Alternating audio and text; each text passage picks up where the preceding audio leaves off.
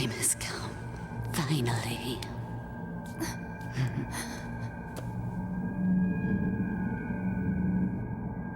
Daddy and Dad.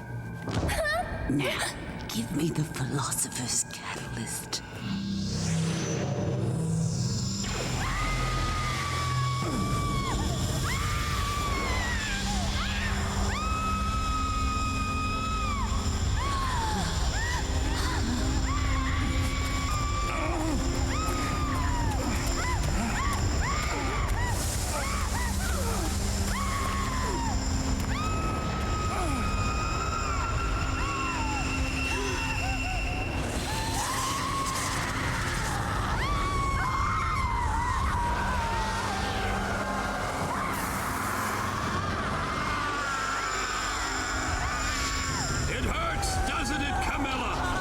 You should already know of that flower's catalytic energy.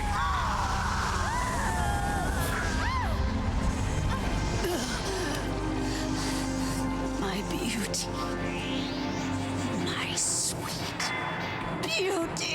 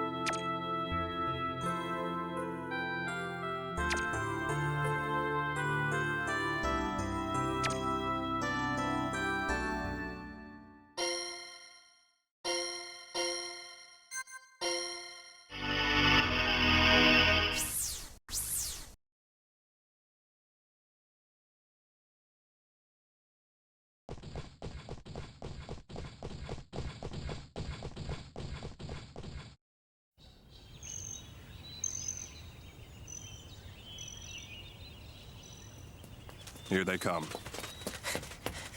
Where's Harmony?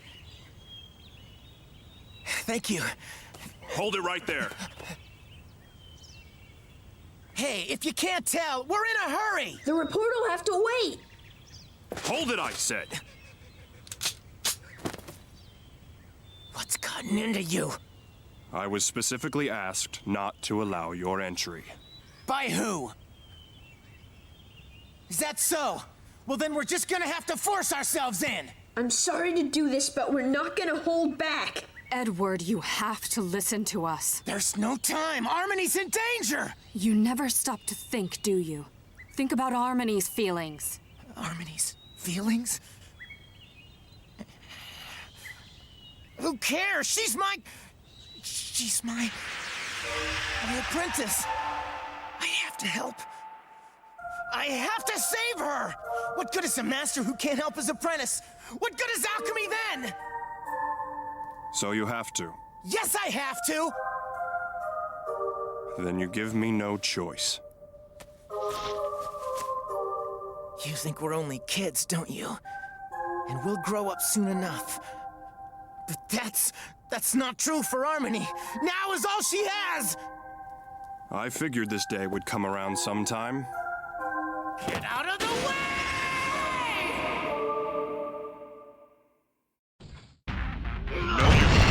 No problem.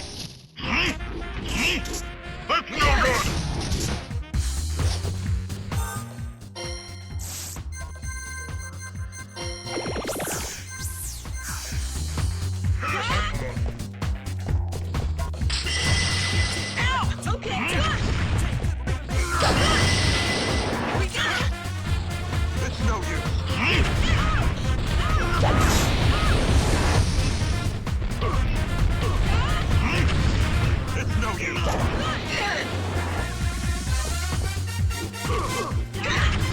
It's no use.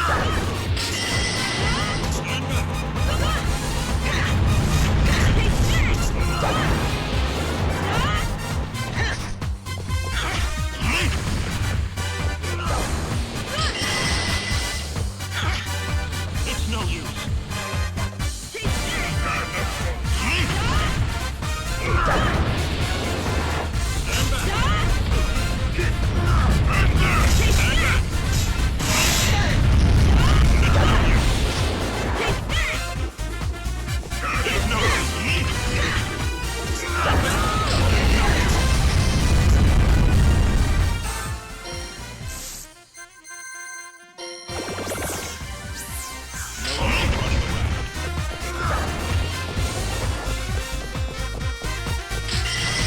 It's no use.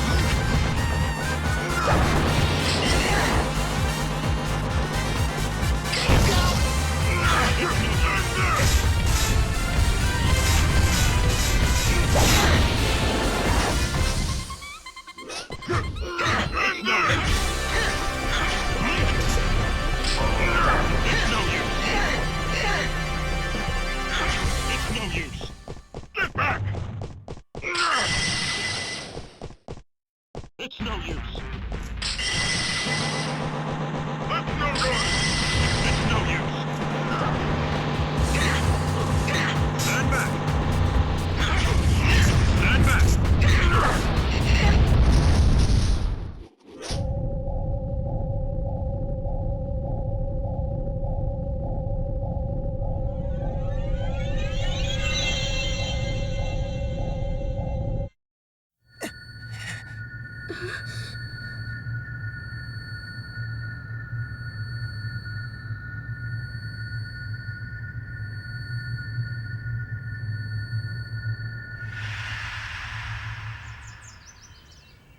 You've got to be kidding.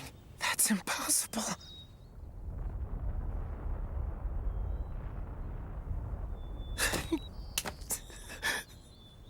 You weren't able to transmute a single thing. Is this the end? Is this it? Harmony! Ed. How could I be so helpless? Ed. Why couldn't I do anything? Ed. Why am I so powerless? Ed, look! What is that? A feather? Armides?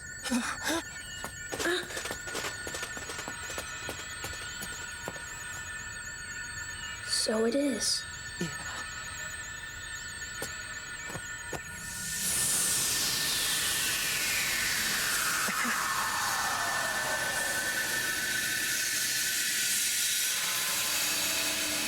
Does it hurt? Hi, Daddy. You must hate me by now, but That's silly. How could I hate you? you don't have to talk anymore. My dear, you may not have realized this, but I have always loved you. I cared for you more than anyone else ever could. But no matter what I tried, I just couldn't understand what would make you the happiest. What I could do to make my daughter happy. Daddy, you're so silly. Harmony. I knew. I always knew. Because, I'm your daughter, and daughters always know. Daddy, Yes, dear. I am your daughter, aren't I? Silly girl, of course you are. Okay. I guess we're both silly then. Like a father with daughter. Harmony! The light. Don't be afraid. I won't let you go alone. This will be ours, only ours.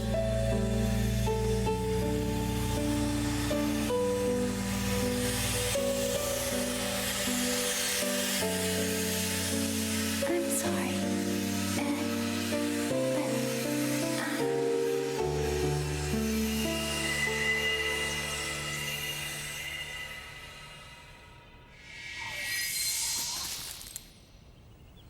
You dummy.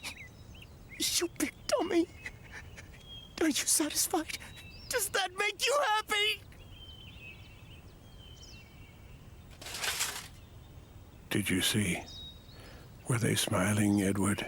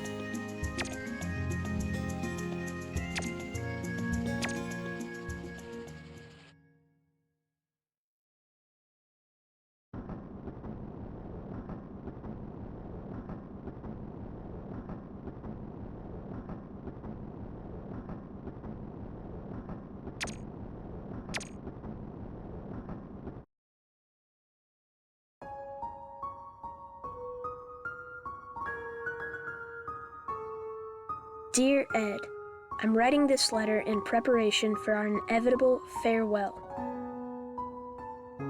Well, I guess there's no reason to be so formal. But I know that when the time comes, I won't be able to tell you face to face. I mean, it might just degrade into another one of our shouting matches. And so I'll write. This way, I won't have any regrets. You know, Ed, you told me that no one can gain anything without making some kind of sacrifice. That the law of equivalent exchange in alchemy also applies to the order of the world. But I don't think that's necessarily true. Sometimes we can sacrifice all we want and never gain, while other things require no sacrifice at all. I can just picture you bellowing, "You just don't get it." But Ed, I haven't sacrificed anything. I haven't been able to do a single thing for anyone else. Not just for you and Al, but for the pastor or even for Daddy.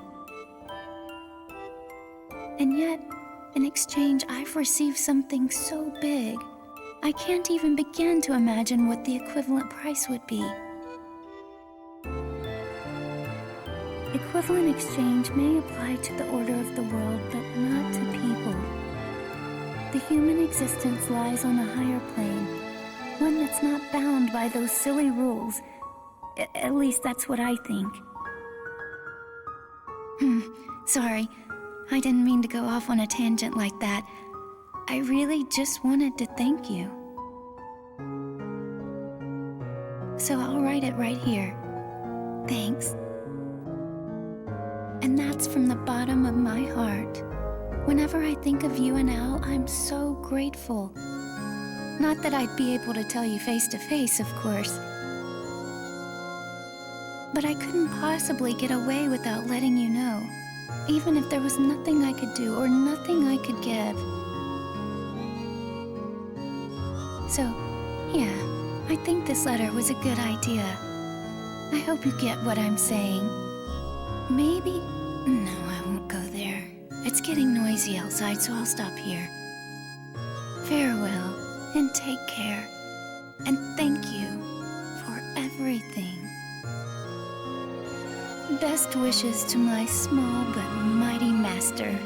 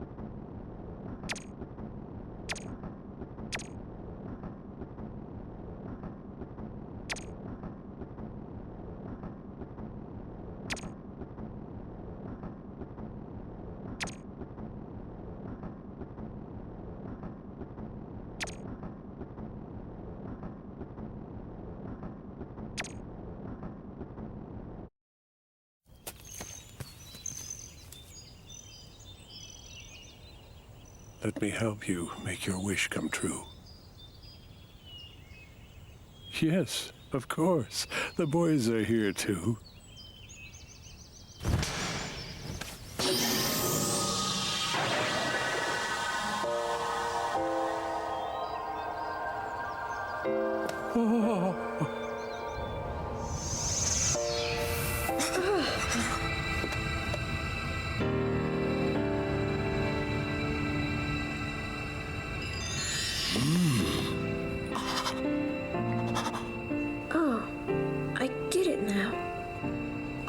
Alchemy never failed.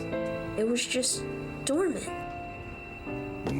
She may have become a great alchemist indeed. But if you die, then that's the end.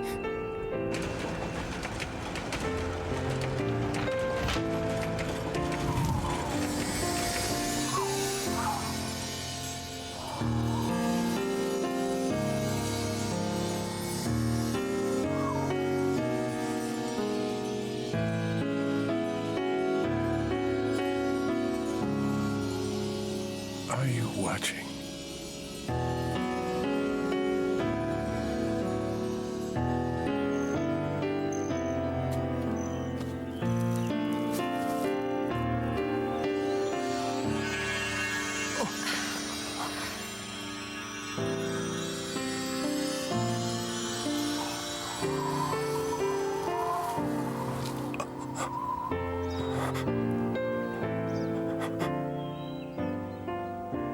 It's okay to cry, Colonel. Don't be ridiculous. Let's go!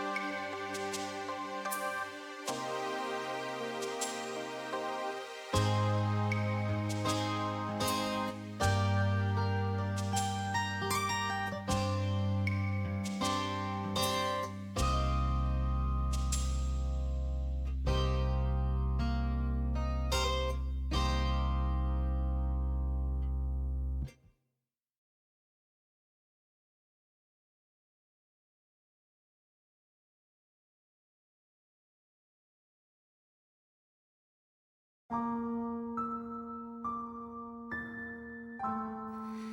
have been conducting an inside probe into the recent string of incidents which started with the devastation of the old town of Heathgard. I assumed the role of secretary to Professor Wilhelm Eselstein, who was considered a key participant in these events. The following is my report. A key factor in this incident was a material known as the Philosopher's Catalyst. Professor Eselstein, a leading authority on catalytics, had been conducting research on this fabled substance. If completed, this material would supposedly have had alchemy-amplifying characteristics, similar to the mythical Philosopher's Stone. We found out that Professor Eselstein and his assistant Greta Riddell had been calling on hordes of alchemists to come to the town of Heathgard. We suspect that their plan was to use these alchemists in the completion of the Philosopher's Catalyst. We also discovered that the chimeras infesting Heathgard were originally created in New Heathgard Castle's underground laboratory. This also seemed to tie into Eselstein's plan. As director of the region, Brigadier Moody Nemda was well aware of the activities perpetrated by the professor and Riddell. Nemda opted not to enforce the law and neglected his reporting duties to Central. In fact, Nemda had struck a deal for the secret development of combat chimeras in exchange for acquiescence of the professor and Riddell's illegal activities. However, the central figure in the chimera development was not the professor himself, but Riddell. Riddell was the one who initially contacted the professor regarding the creation of combat chimeras. She was also responsible for arranging the relationship between the professor and Nemda. We highly suspect that Riddell took the leading role in Heathgard's destruction and unleashed the chimeras in the Old City. The mayhem, a direct result of Riddell's desire to obtain the Philosopher's Catalyst, came to an end when Professor Eselstein sacrificed his life to keep the catalyst from going out of control, leading to the disappearance of the New Heathgard Alchemy Works. Therefore, we have every reason to believe that Greta Riddell was the real mastermind behind this incident, and that both Professor Eselstein and Brigadier Nemda were merely pawns. Disciplinary actions against the persons involved are as follows. Colonel Gens Breslau, currently undergoing rehabilitation in the military hospital. Although Breslau's involvement in the incident remains a question mark, there is no doubt of a link to both Riddell and Nemda. He will most likely be questioned before being sent to trial in front of the military court. Incidentally, the ex-military policeman who conducted the recent train hijack has regained consciousness and testified that Gens Breslau's job was to bring alchemists to Heathgard. We are currently investigating the authenticity of his testimony. Brigadier Moody Nemda, now serving time in military prison. Considering his position as a high-ranking military officer, Nemda's blatant misuse of military arms and troops is a serious crime. In addition, evidence indicates that he was plotting an insurgence against Central. Nemda has already been sentenced to 145 years in prison, but if further accusations are pursued, an additional 200 years may be added to his sentence. Greta Riddell, missing. Although regarded as the mastermind behind the incident, Riddell's identity and background remain a complete mystery. However, investigation regarding her alias of Camilla has turned up some interesting facts in Central's archives. This is not the first incident where certain activities were perpetrated by an individual named Camilla. In past reports, there are multiple instances of this individual, sometimes as a suspect, other times as a collaborator to the military. However, the oldest of these reports dates back to over 60 years ago. Although the records have many similarities, it would be unrealistic to regard these instances as pertaining to the same individual. Regretfully, Riddell has not been detained. Based on witness accounts, the possibility of her survival is extremely low, but to date, a body has yet to be found.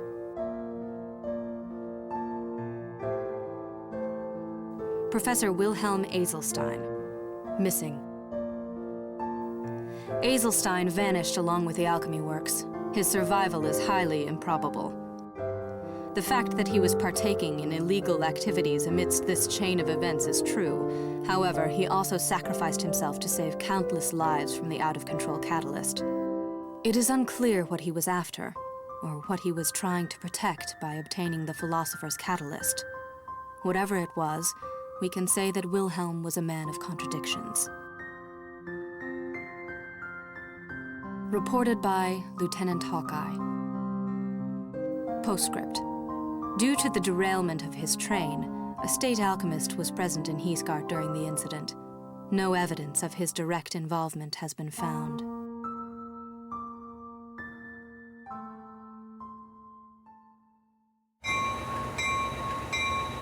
Let's go. Get a move on, Al. Ed, slow down. There's no need to hurry. Indeed, the library isn't going anywhere. You're a bunch of slowpokes. He's acting like a child. Oh, I beg your pardon, he is a child. It's okay. Ed, look out! Ed, can you go anywhere without plowing into people? Are you okay? Yes,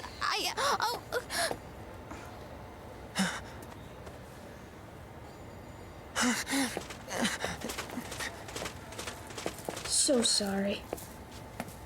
That's okay. I'm all right. Here you go. I'm really sorry.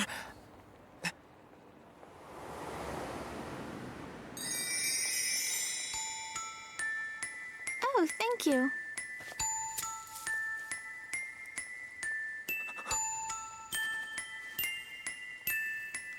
Are you going to be okay?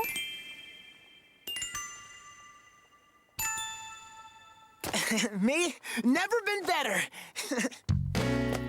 Let's get going, Al. Oh, wait, Ed! Bye.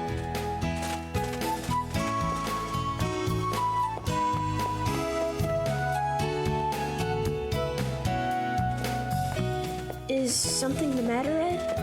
No, nothing.